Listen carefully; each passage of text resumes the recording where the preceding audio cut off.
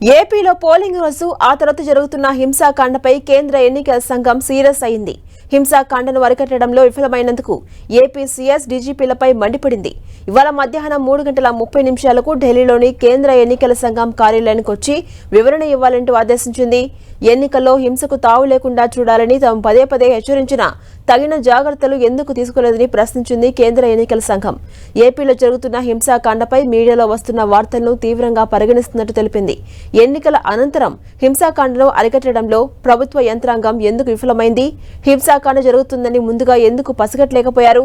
ముందస్తు జాగ్రత్తలు ఎందుకు తీసుకోలేదని నిలదీసింది. ఇది ఎవరి వైఫల్యం?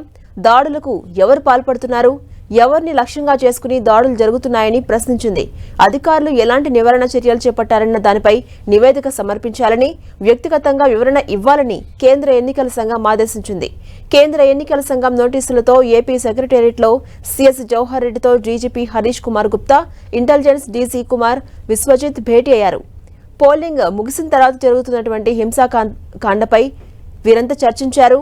ఇవాళ ఢిల్లీలో ఎన్నికల కమిషన్ ముందు ఇవ్వాల్సిన వివరణపైన చర్చించారు. ఈసీకి సమర్పించాల్సిన నివేదికపై సమీక్షించారు.